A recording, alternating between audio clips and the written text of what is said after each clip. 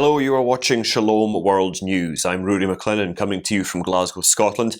Here are the latest headlines from around the world. After his apostolic visit to Mongolia, the Holy Father made a surprise visit to the Dicastery for the Doctrine of the Faith in the Vatican. Pope Francis visited the Dicastery on Tuesday and met Cardinal Luis Ladaria. He thanked the Spanish cardinal for his work during his years serving as its prefect. The pontiff also greeted various officials within the dicastery. Pope Benedict XVI appointed the Jesuit theologian as the secretary of the then Congregation for the Doctrine of the Faith and made him an archbishop in 2008. Later, he was named prefect of the dicastery, succeeding Cardinal Gerhard Müller. He was made a cardinal in 2018 and served in the dicastery until earlier this year. By the middle of this month, Argentinian prelate Victor Manuel Fernandez will succeed 79-year-old Cardinal Ladaria as the prefect. Cuban officials are seeking to neutralize and dismantle a human trafficking ring that forced its people to fight for Russia in the conflict with Ukraine. On Monday, the country's foreign ministry declared that Cuba is not a party to the conflict in Ukraine. It said that Cuba will take aggressive action against anyone who engages in any type of human trafficking with the intention of using Cuban nationals as mercenaries. In the UK, parliamentarians are demanding that Prime Minister Rishi Sunak mention the violence taking place in India's northeastern state of Manipur when he lands in the country later on this week for the G20 Summit. G20 leaders are slated to arrive in New Delhi to discuss sustainable development and the war in Ukraine. Sectarian violence has been going on in Manipur since May, with thousands being displaced. Hundreds of churches and houses have been ransacked and burnt to the ground. Meanwhile, UN experts have raised the alarm about reports of human rights violations and abuses taking place in the region. These include extrajudicial killings, the destruction of houses, sexual violence, and forced displacement.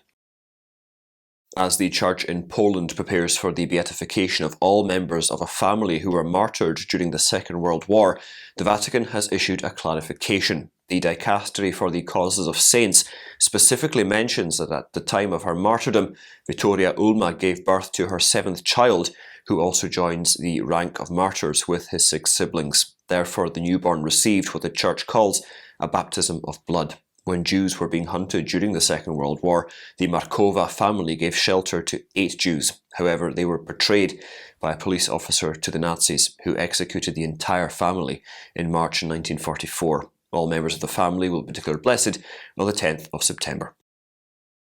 A judge of the National Court in Spain has concluded a probe into an attack carried out in 2 churches in Algeciras in January, in which a sacristan was killed.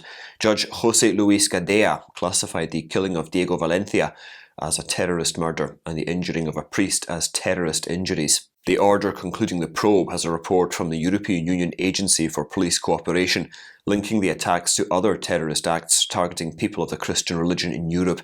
According to the General Council of the Judiciary, organisations such as the Islamic State and Al-Qaeda have systematically referred to the Christian community and symbols as targets of attack. At least 1.85 million children in sub-Saharan Africa were displaced in their own countries due to climate shocks last year. That's according to non-governmental organisation Save the Children. The charity is calling on world leaders to address the crisis at the continent's first climate summit, running until the 8th of September in Nairobi in Kenya. The group itself works to enhance prevention, preparedness, support and recovery from climate disasters to protect the youngest in emergencies. According to data from the Internal Displacement Monitoring Centre, the overall number of sub-Saharan children who were internally displaced within their own nations nearly doubled last year. Expressing solidarity with Christians undergoing persecution around the globe, the 4th annual March for the Martyrs will take place on September the 30th in the US capital city, Washington, D.C. The event will begin with the kick-off rally on the National Mall at 3 o'clock in the afternoon. There will also be a special prayer service as part of the event. According to its organisers, For the Martyrs, they are on a mission to bring the march across the United States to place Christian persecution at the forefront of the fight for human rights. The march was started 3 years ago by Christian activist Gia Chacon, who works for persecuted believers. Republican Senator James Lankford of Oklahoma has introduced a bill to stop Department of Education K-12 funds from going to universities connected to the Chinese Communist Party. The Countering Adversarial and Malicious Partnerships at Colleges and Schools Act aims to prohibit the use of funds for universities that provide support to the People's Liberation Army. Lankford introduced the bill on Tuesday as the Senate heads back into session following the August recess. Lankford said the CCP is creeping into the education system at the university and K-12 levels to destabilise, misinform, hack, steal and propagandise. The Oklahoma senator said Confucius Institutes have been identified as dangerous connection points between US universities and Beijing. He said his bill would keep them away from sensitive national security information. A survey from the Independent Food Aid Network reveals that as food prices rise, an increasing number of working people are approaching food banks, unable to afford enough food by working 2 or 3 jobs in the United Kingdom. According to the report, demand this summer has increased by up to 50% in some locations, raising concerns about a disastrous winter if nothing is done. The body says that the pressure on volunteers and food charity staff is unsustainable. Nearly half of those surveyed reported a rise in the number struggling to feed babies. A list released by the non-profit organisation World of Statistics reveals that 9 of the 10 cities with the highest number of homicides in the world are in Mexico. The current administration of President Andrés Manuel López Obrador has come under fire from the civil rights group Council of Mexican Citizens for Public Safety and Criminal Justice for allowing criminal organisations in the nation to operate unchecked. The report listed the western Mexico municipality of Colima as the murder capital of the world, with over 180 homicides per 100,000 inhabitants. New Orleans, the only non-Mexican city on the list, was ranked 8th with over 70 homicides per 100,000 people. An Armenian Catholic bishop is calling for prayer and action as some 120,000 ethnic Armenians face genocide by starvation. Bishop Mikhail Muradian of the California-based Armenian Catholic Eparchy of Our Lady of Nareg told our Sunday Visitor News that the situation is a violation of every kind of law.